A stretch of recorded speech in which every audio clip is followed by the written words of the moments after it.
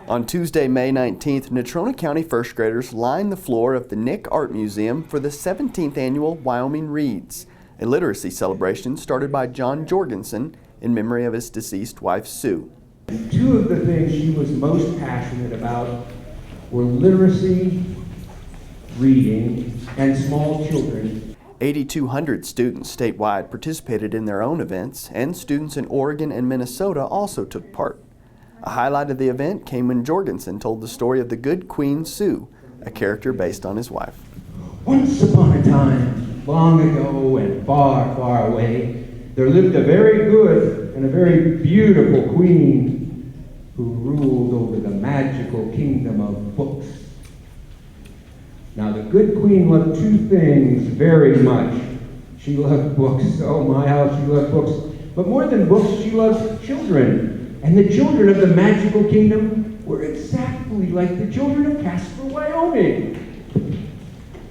Now, the good queen taught her subjects many things. She taught them to be kind to one another. She taught them to share with one another. She taught them to be gentle with one another. She taught them to scrub behind their ears, even if nobody checked there. And when they got to be first graders, she taught them the words to a very special magical spell.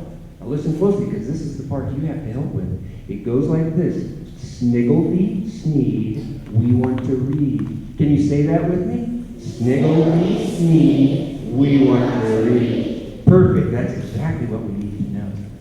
Well, one day an evil Grinch was roaming through the countryside, and he came upon the good queen's castle. And of course, the good queen always left the drawbridge down to her castle, so the children of the kingdom could come there and read whenever they wanted.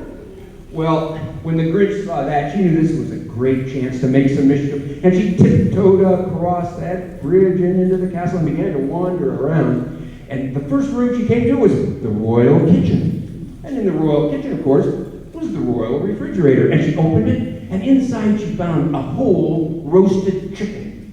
And she took it out by a drumstick, and she held it up, and she gobbled it down in 3 bites.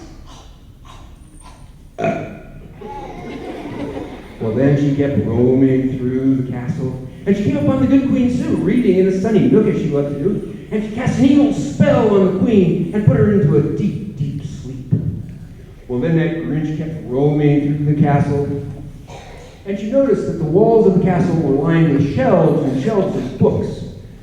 But since the Grinch couldn't read and she didn't know what books were, she did what happens all too often in the world of grown-ups when we don't understand something. She decided to destroy them, and she started throwing them in a pile in the courtyard to burn them all up. Well, luckily, one of the first graders had seen that Grinch tiptoeing across that bridge, and she knew that meant trouble, and she got all the other first graders she could find, and they rushed to the castle, and they ran in, and when they saw what the Grinch was doing, they knew immediately what they had to do. They formed a big circle around that Grinch, and the first time, only one first grader very quietly said the magic spell, Sniggledy sneed, we want to read.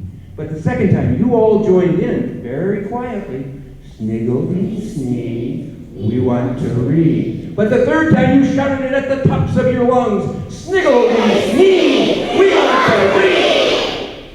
And by golly, it worked. That Grinch blinked her eyes twice, shook her head once, and looked down and said, well, now who would throw books on the ground? And she began to gather them up, and as she did so, one of the books fell open. And she looked at it, and she realized your magical spell had taught her to read too. And she was oh so happy. And then she remembered the good Queen Sue, and she went to where the good queen was sleeping, and she lifted the spell.